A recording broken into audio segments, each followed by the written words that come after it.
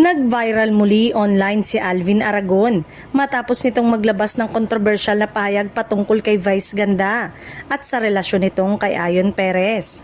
Sa isang social media post, diretsahan nitong sinabi na hindi umano sapat ang same-sex marriage upang makapagbigay ng payo tungkol sa tunay na buhay, may asawa at pagiging magulang. Ayon kay Alvin, ang isang real family ay binubuo umano ng lalaki at babae na parehong may kahalagahan sa papel sa pagpapalaki sa anak.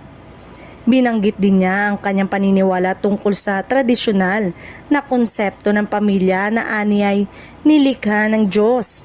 Dahil dito, mabilis na kumalat ang kanyang post at naging sentro ng diskusyon sa social media.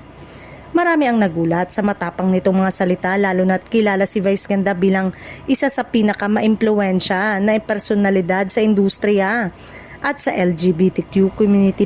May ilang netizen na nagpahayag ng suporta kay Alvin at sinasabing may karapatan siyang ilahad ang kanyang sariling opinyon. Gayunpaman, mas marami rin ang bumatiko sa naging pahayag nito. Ayon sa ilang netizen, hindi nasusukat sa kasarian ang kakayanang magmahal, mag-alaga at bumuo ng masayang pamilya. May ilan ding nagsabing hindi dapat ginagamit ang paniniwala upang manghusga ng ibang tao. Samantala, nananatiling tahimik sina Vice Ganda at Ayon Perez hinggil sa issue. Wala pa silang inilalabas na opisyal na reaksyon tungkol sa viral na pahayag ni Alvin Aragon na patuloy pa rin pinag-uusapan online.